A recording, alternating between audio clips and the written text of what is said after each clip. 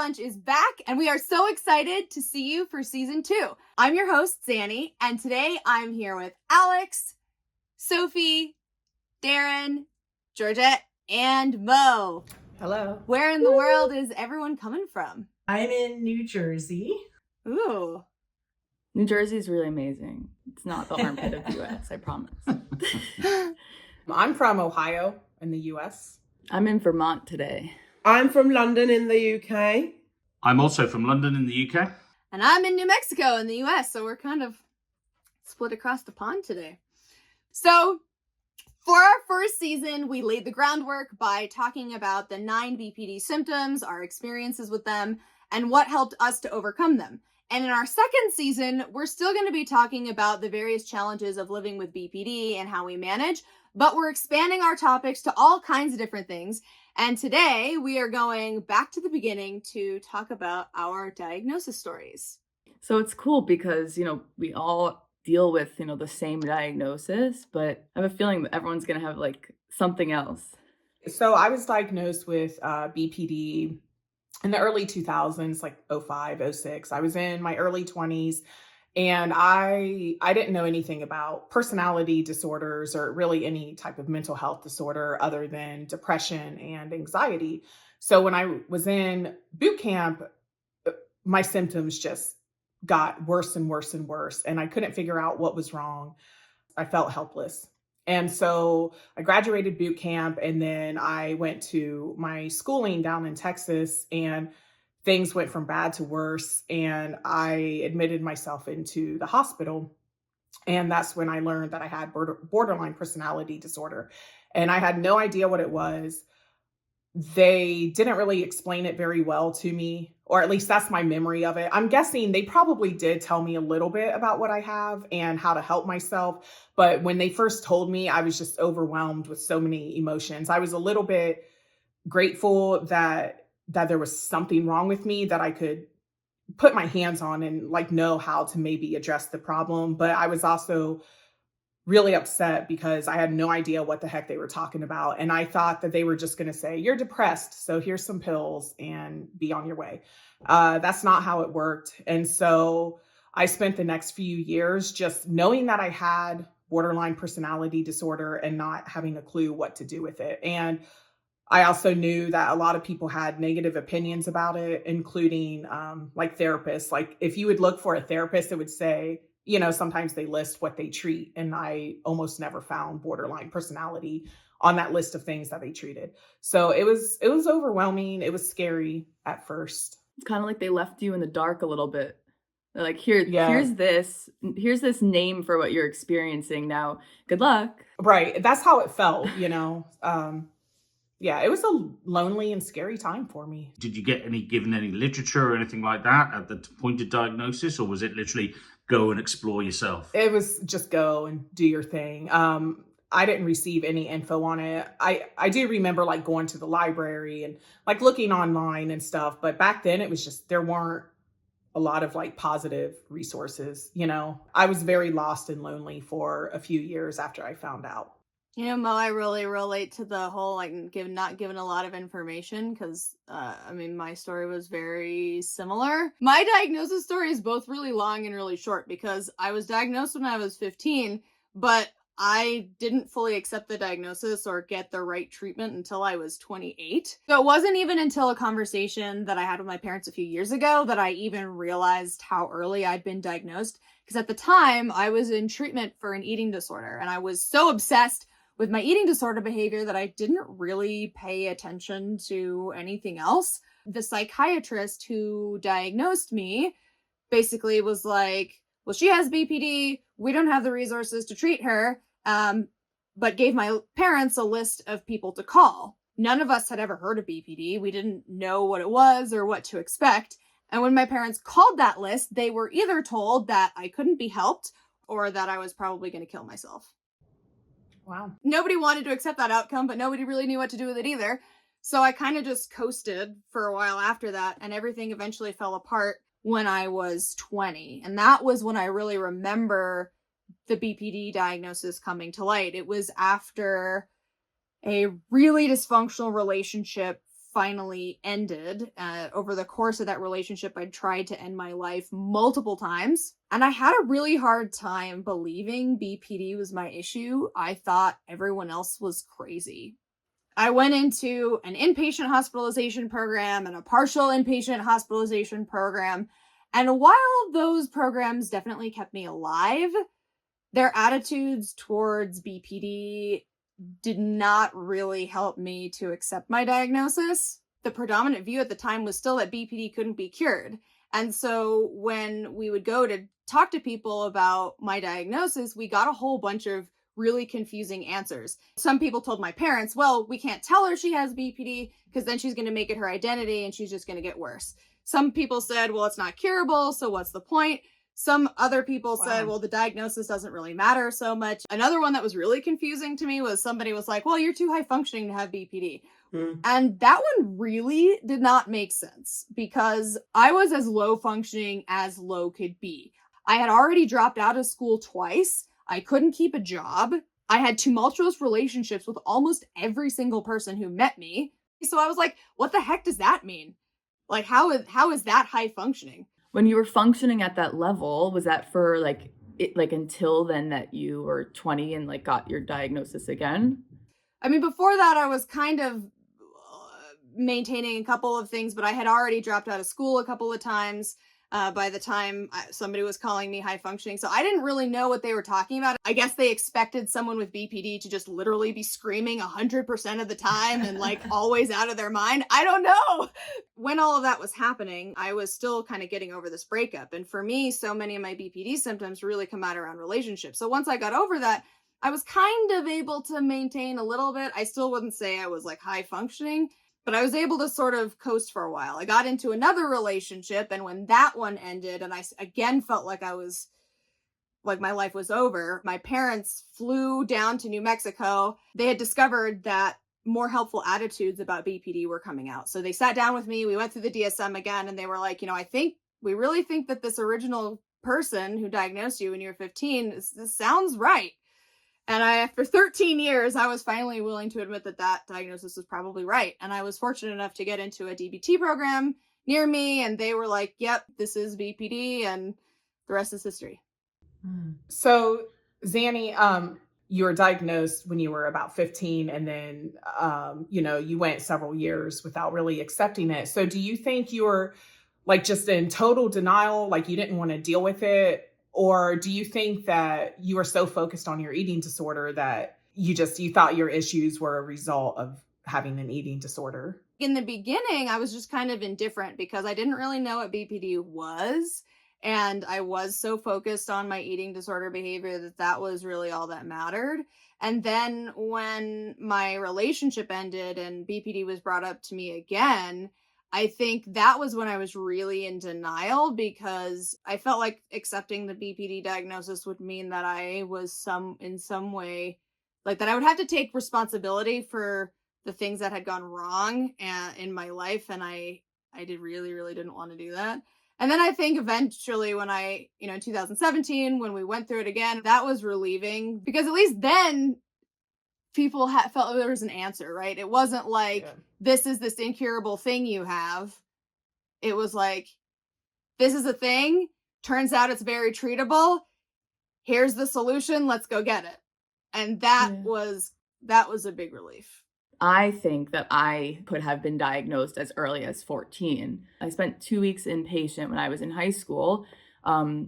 It was after a breakup and I was completely falling apart, completely suicidal, and self-harming. And, it's interesting, like they didn't even give me any sort of diagnosis after my time in the hospital. They didn't even like say I was depressed. Like I remember asking my therapist afterwards, like, did they give me a diagnosis of depression? And she was like, I don't think so. You just have an ADHD diagnosis. That's it. And I'm like, okay, so I did talk therapy and like, I loved my therapist, but it wasn't like anything that was going to help set me. I wasn't learning skills. I wasn't learning how to regulate these things.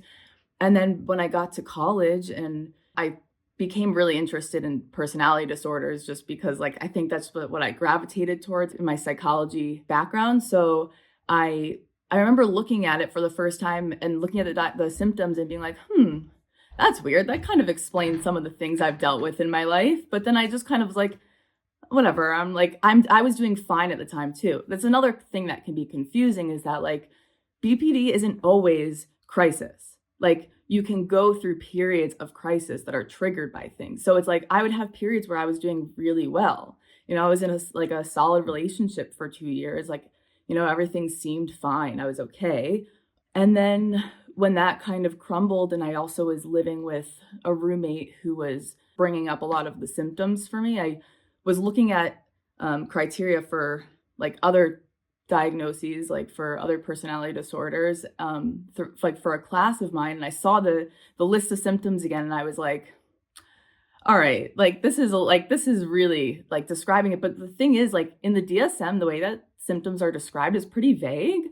And I think that it's like you can look at something and be like, nah, that's like a kind of extreme too. It's like you don't see, there's no nuance in there. My psychiatrist in college told me during my senior year, I brought it to her and I said, I think I might have borderline personality disorder. And she goes, I've actually thought that since your freshman year. I just didn't want to say anything because I don't have expertise in it. And I'm not going to diagnose you now. So then after I got out of college, I was still confused because it explained a lot of things for me. But every time I went to a new psychiatrist, they would be like, no way. Like, you have a good job, you're doing really well. You have friends, you have relationships, like you're doing fine. I was planning to go to PhD at that point. Like everyone thought I was just really motivated, whatever. I'm like, yeah, but I really think this. And it took me a long time of trying to convince my psychiatrist that I had it. And she didn't believe me for a long time, but then I went through a breakup and I completely broke down again. Probably like one of the worst like times I've ever had. And then she was like, okay, I see it now. And luckily it was like part of a bigger hospital, and I was like basically sent straight to like, full on DBT. So that was like the start of like finally getting the treatment I needed. And I try not to think like wishing I was diagnosed earlier, because then I get like, bitter and resentful, and I don't want to be stuck in that space. I'm just glad that I, was able to get the treatment like early, at least early in my early 20s. But it is frustrating sometimes because it's like, there is that high functioning piece that's like I knew what was going on with me. I knew. And people were saying no because they don't see it. Everything's behind closed doors. I'm not going to break down in front of people all the time. I'm pretty good at masking. Sophie, what is your diagnosis story? So, first of all, I didn't choose BPD. BPD chose me. Let's just put that out there. I had zero idea. I was living my life, but I had a lot of inner turmoil, and was in and out of therapy from the age of 17. But it never got picked up on anybody's radar really until 2018. I think I was struggling a lot from an incident that had happened in 2010, and I like kept it to myself. I didn't report it. I didn't do anything about it. I didn't speak to anyone. And it started to really affect me. And I just lost myself. And I did a series of terrible things, or what I thought was really terrible, and it really haunted me. And that caused me to harm myself. So I attempted to take my own life. I had been referred to see a psychiatrist, and I saw her for about 6 sessions. And at the end, she said, yeah, you have BPD, or I believe it's BPD. And I said, I was speechless. Like, I couldn't believe it. I was just completely in denial. And I went through like a psychoeducation course, which was about 12 weeks, like an introduction to mentalizing based therapy. There were people in my group. At the end of the group, they were like, well, what are we supposed to do for a year and a half of being on a waiting list? Because on the NHS, there's like, it's the waiting list is packed. So you wait on a waiting list, sometimes for 3 years, sometimes 1. And yeah, people were super distraught. And some people were just like, what if I take my own life during that this time that I'm waiting. And when it came around to me, I was like, do you know what? I'm furious. I don't even know why I'm here anyway. Like, I don't have BPD. What the hell? Like, I'm just going to take matters into my own hands and I'm going to read self-help books. And that's what I did. I started reading self-help books and stuff. And then I think a year and a half or 2 years later, came off the waiting list, went into mentalizing based therapy.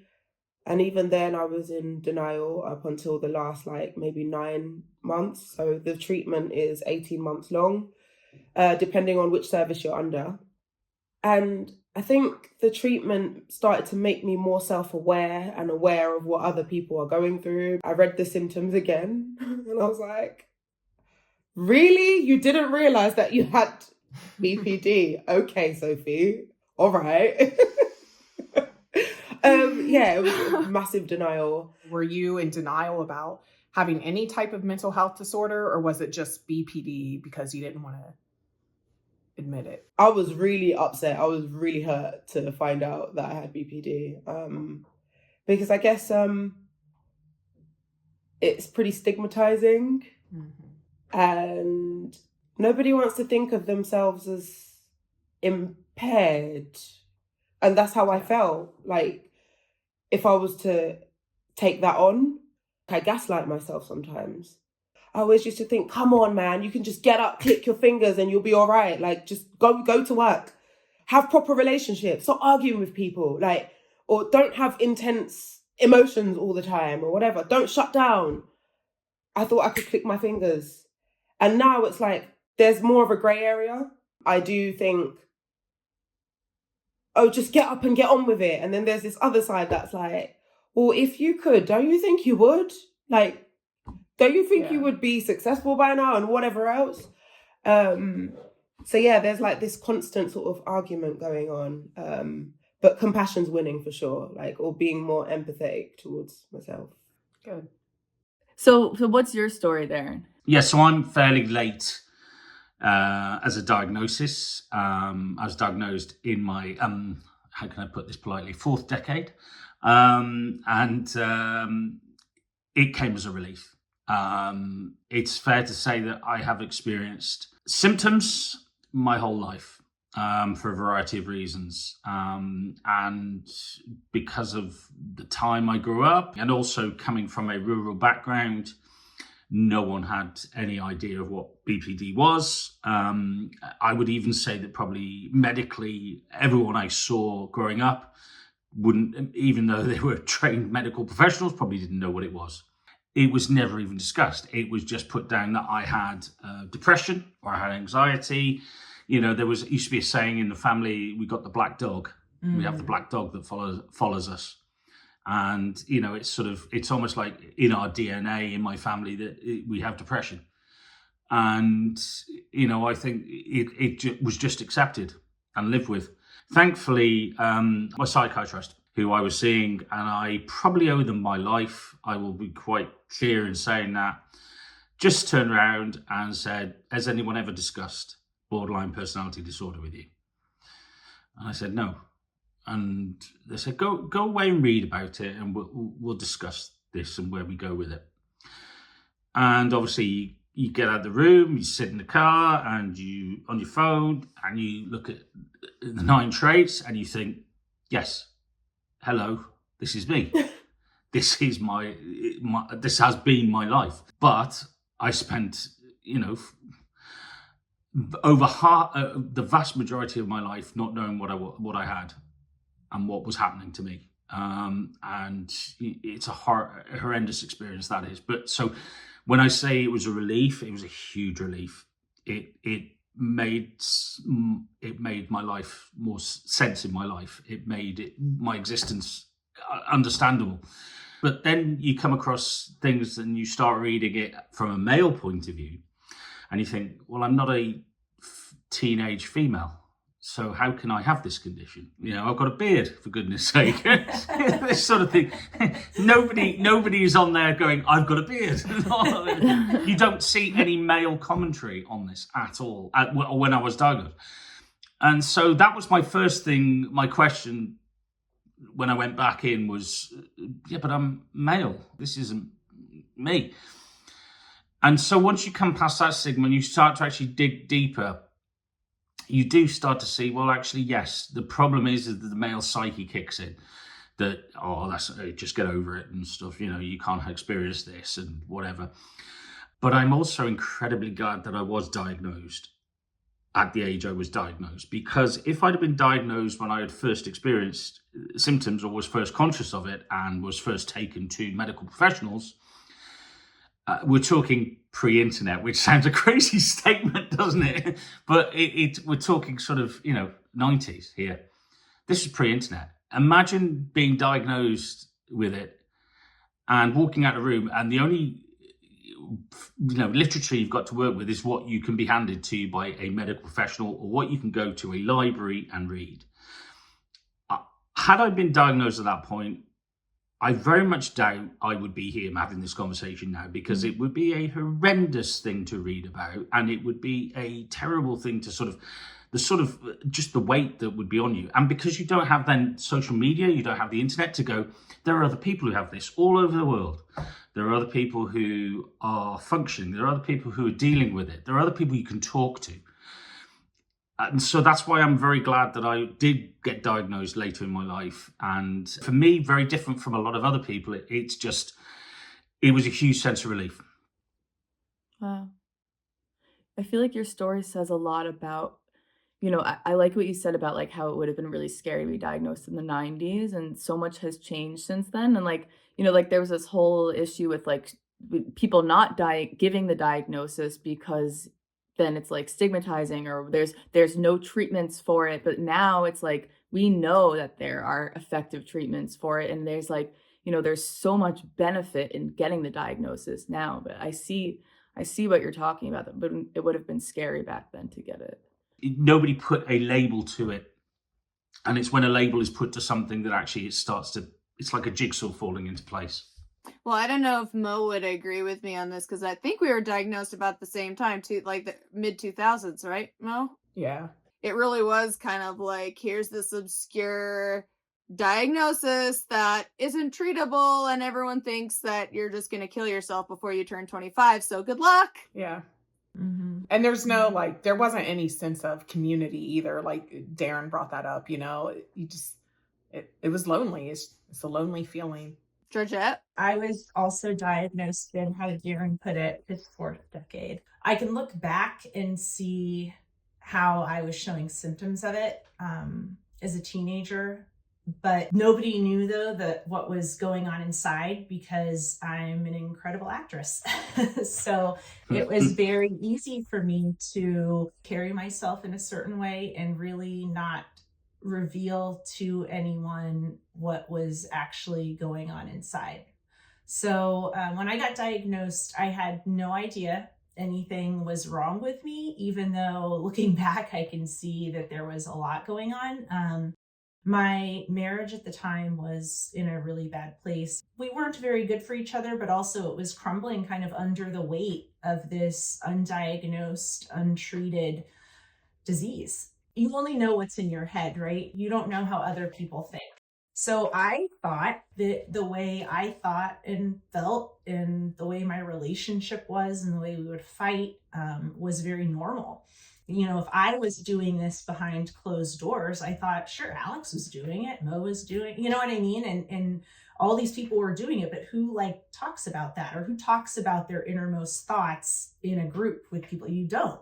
I didn't think I had any kind of diagnosis. I thought I was just really unhappy. But again, I had this constant kind of suicidal ideation, and I was extremely dysregulated emotionally. So in 2020, I had 3 hospitalizations in a 4-month time span. And there were a few times in there that I probably should have been put in the hospital, but avoided it. So the discharge from my first hospitalization, I was there for about 5 days. I got discharged, and I was looking at my discharge paperwork in the car on the way home, and I saw major depression, which I was like, I could see that. And then I saw borderline personality disorder, and I had no idea what that meant. I'd never heard of it. I really just no clue. And I freaked out. I thought that I had just been on a psychiatric ward and it was the first time that had ever happened to me. So I already felt like, oh my gosh, like this doesn't happen to normal people. Like what's wrong?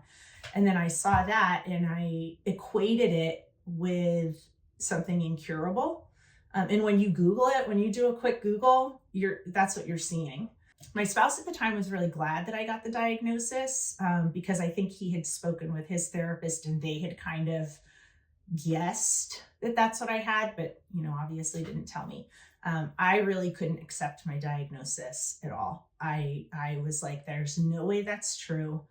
I looked at the 9 symptoms and I got really focused on, well, I'm not a really risky person and I have friends and I've had the same friends for a long time and I've never had a lot of problems with my friends.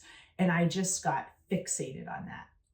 That this couldn't be true. And I think really at heart, I was terrified. I was absolutely terrified that this could be what I have. I really thought I was gonna, live out my days either in a institutionalized or never seeing my children again. I thought I could lose my job. I thought I could lose everything that I had worked for in my life. I did get criticism for not accepting it like quickly. I'm sad about that because I feel like this is something that it can be it's life-changing. And I think sometimes you do struggle to accept something like that. And there's no, time period in which you need to like meet that metric of accepting it. But after I finally accepted like, okay, maybe I do have this, I started learning about it. And as I started learning about it, it became a little less scary. I learned about it through Instagram. I'm not ashamed to admit that. It's a shame that that's how you have to learn about it. That was how I found like a community. That's how I felt not alone. Like I'm not, because in my little town, in my little county, in my area, I didn't know people who had this. It's really disheartening to hear that they just put it on your discharge papers and didn't even say anything to you about it. But I was actually shocked too, because I'm in healthcare. I'm a nurse. And as a nurse, I was like, how do you put something on discharge paperwork and not talk about it, So I was really disappointed and shocked too. Wow. Rolling my eyes at that, like big time. Makes you wonder how many people have had that similar experience but haven't had the knowledge or gumption, let's say, to go and dig a bit deeper. Yeah.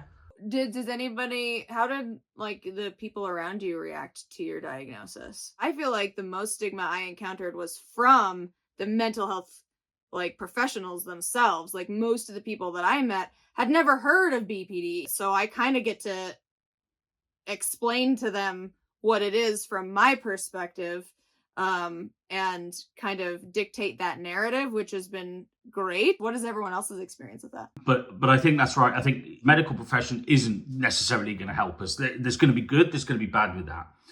But I think we have the ability to control the narrative, as you said there. So when I sort of reach out to people to explain it, I put things with it. I would put like either images or actual, paragraphs or sentences or something to help assist them understand it. And I would sort of say, let's talk about this. It's important to control the narrative, I think, because if you just say, oh, I've been diagnosed with this and leave someone to go off and find out about it, they're going to find the worst. My spouse's reaction was relief because he had a name to put to what he was experiencing. My family, there's like zero reaction. I think even my dad probably doesn't believe that anything's like wrong, but I think that's more of a reflection. Like if there's something wrong with his kid, there's something wrong with him. For me, it was like I ended up getting my parents a few different books about BPD, and they read one book and they were like, "This isn't you. Like this is really extreme." And then I would be like, "Okay, show me an example. Like what do you think is extreme?" And they would read it to me, and I'm like, "Yep, that goes on in my life. Just because you don't see it does not mean that I haven't been through experiences like that." At this point, I'm actually really open with my parents about these different things, and so they see it a lot more now. I don't honestly remember exactly how my parents reacted when I told them that I have BPD. I know I told them that I was getting hospitalized because I was hurting myself, and I didn't really know how to explain to them how much I was suffering. Sorry, this is hard to talk about. I was just embarrassed and ashamed. I grew up with this idea from my dad that I was like lazy and like stupid and stuff. And so I think my dad just kind of thought like, oh, there's Michelle being stupid and lazy. She just wants to get out of the Navy. So she's going to go to such an extreme that she's going to like hurt herself, which I don't know if that's what he thought. We've never talked about it, but I think like in my family, you just kind of deny stuff like that and then hope for it to go away or disappear. So I didn't have a very supportive system back then. So that was my experience. It was just being told I was just seeking attention, you know, it sucked. But luckily I do have a few family members who get it and they're supportive. So that's good enough for me, you know. I think a lot of people don't really understand it, and because I'm good at masking, like I go out and I'm always joking and stuff, even if I feel awful. A lot of people only see like the jokey part of me. So it's really, really hard to believe. And even for myself now, it's still hard for me to like validate myself and be in it with conviction that actually I'm healing from something and I've been in pain.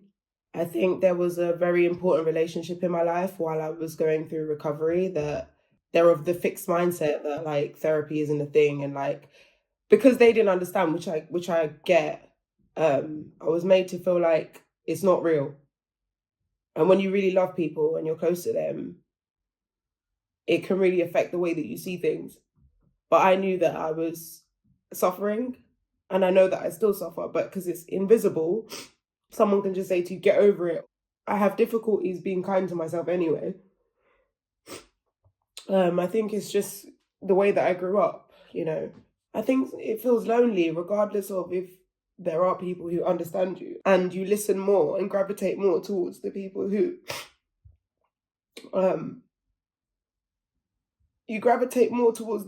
say that just get over it, open a window, or there's nothing wrong with you. When clearly you feel it, you live your life every single day. Oh, I know. I want to hug you. What I found is actually that since my diagnosis is that friends have become more important and family less so. Yes. I think it's more the other way around for me, to be fair. Like my mum, my sisters have been like the most supportive. I think friends do try and they'll sort of check in like, how are you doing or whatever. But I think a lot of my friends, when I speak about my BPD, a good portion of them are kind of like, yeah. I don't want it to be the black and white thing. So, like, if you don't show interest, then, you know, off with your head. Because maybe some people don't know how to react. Looking back, I probably wouldn't have told as many people just because, especially back then, like most people don't really know what BPD is. And if they do, they probably don't have a great idea of what it is. Even if you tell someone who you love and who you know loves you unconditionally, they might not have a great reaction. And that'll just make things worse for you. I think that's the most important thing, is just being careful about who you tell. You know, and also keeping it in mind that if someone has a not so great reaction, it might not be because they don't love you or they don't care about what you're going through. They don't understand it, and they have no idea what it's like to feel the way we feel. People who find out now have social media and they have a way to connect with other people, and people are more educated about BPD, and it's not the end of the world anymore. So I totally agree. I think a lot of the things that I experienced then wouldn't be an issue as much today. I mean, it does still happen sometimes, but I think one of the biggest things that I learned from the whole experience that I do think is still relevant now is that just because somebody works as a mental health professional does not necessarily mean that they know enough about BPD specifically to accurately diagnose or treat it. I mean, there's over 400 diagnoses in the DSM. So it's not like there's only a few things to choose from, and a lot of things overlap. You know, some psychologists might be really, really good at identifying and working with mood disorders, but not as good with personality disorders. It's one thing to read a symptom in the DSM and understand the words on the page, but it is a completely different thing to understand how that actually plays out in real people's lives. And I think I learned to be more discerning in who I go to for help, making sure I'm asking questions about someone's experience and their confidence in dealing with BPD. Making sure I'm seeking people out who understand the real life expressions of the disorder, not just, what they learned in school or what they read from a book, because it's not the same, right? And I think this show in particular really exemplifies the fact that one symptom can feel very similarly internally to all of us, but express itself in vastly different ways. Mm-hmm. Knowing what I know now, because now I've been in grad school, I literally study BPD. So I know all the nuance about it and everything. And I understand also because of shows like this, people understand that there's nuance to the symptoms. It's not just the way that it's listed. So if I had this knowledge back then, I would be able to say to the doctor, you might not think that I have identity disturbance because I know what I want in my life, but that doesn't mean that if I go through a breakup, I don't feel completely worthless and I have no idea who I am. I still have these goals for myself that I've set for myself in life, but there's still identity disturbance in there. My identity was based on having someone else in my life. The conditions and everything you've been diagnosed with, it's not continuous. There are going to be times where you display it and other times you don't. But, right. The doctor or the psychologist is judging you on that period of time you are with them.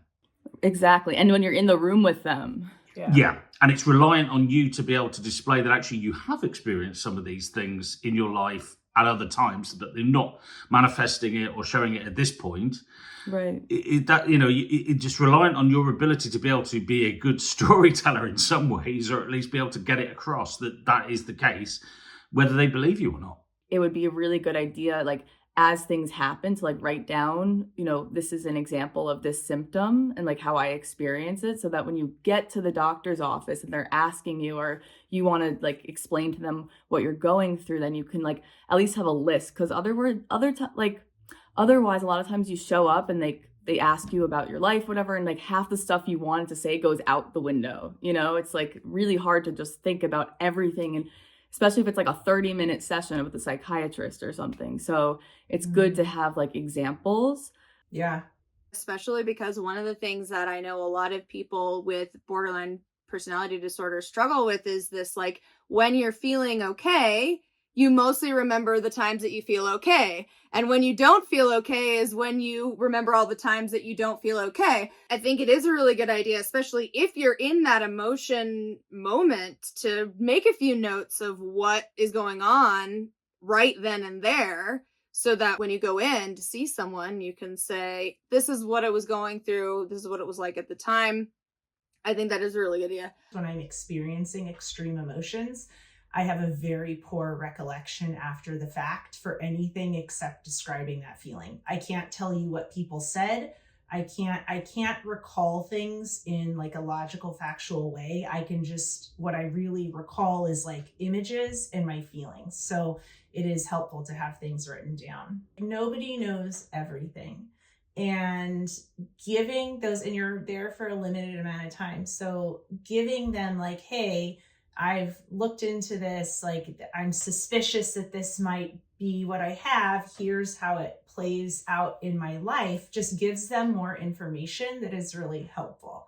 And then hopefully a good practitioner, if they don't feel comfortable with that, will be able to refer you to someone within their professional network that might feel more comfortable diagnosing you or treating you. For some people in our audience, access to an official diagnosis may be a challenge. So what are some of your thoughts on some of the challenges associated with self-diagnosis? It's not always the best thing to diagnose yourself, especially with a lot of misinformation out there. There's a lot of stuff on social media that's not accurate.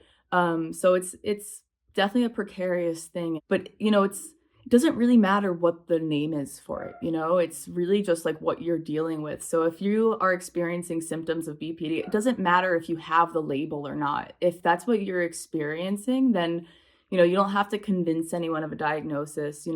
There's still these traits, there's still these behaviors, and you can just go based on that and understand that and try to seek treatment that will help you target those things. It is important not to commit too hard to a self-diagnosis, just because there's a lot of different disorders. So many of them do overlap and they can look very similar on the surface. So I'm not saying that,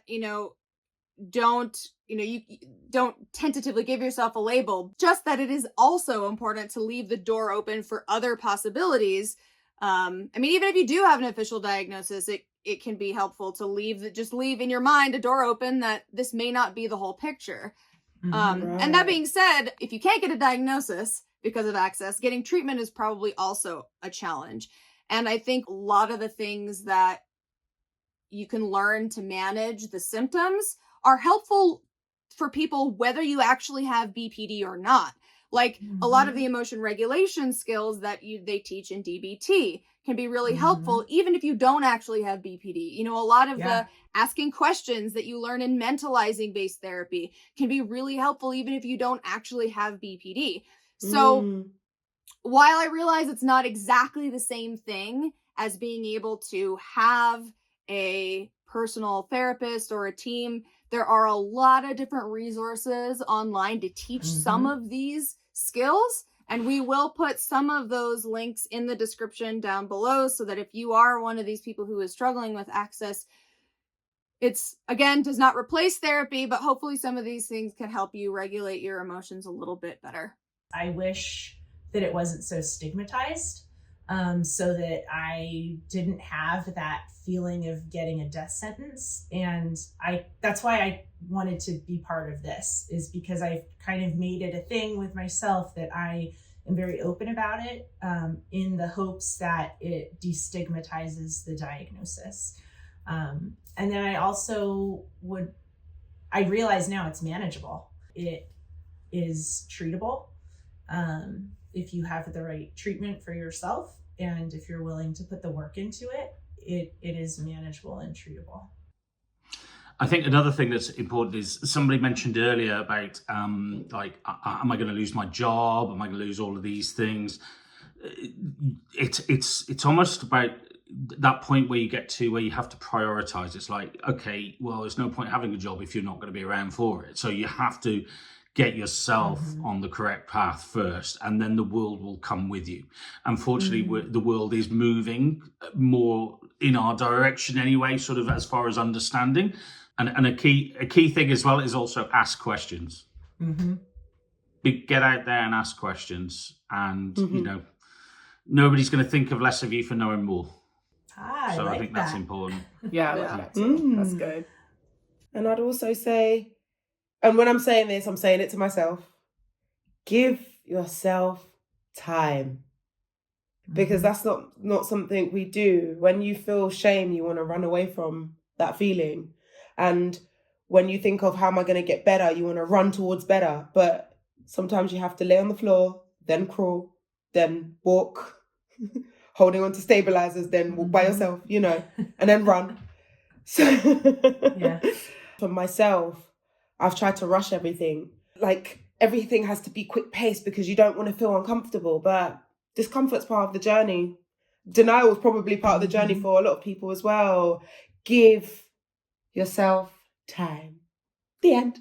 So thank you everyone so much for watching. I know that was kind of an emotional episode, but hopefully it makes you feel a little bit less alone, and that you also have some ideas on where you can go to move forwards in your own recovery. If you like what you saw, make sure you like, subscribe, turn on your notifications so you don't miss a single episode. Next week, we will be back talking about one of the most common co-occurring conditions with BPD, and that is substance use disorders. So make sure you tune in for that, and we will see you next time. Bye. Bye.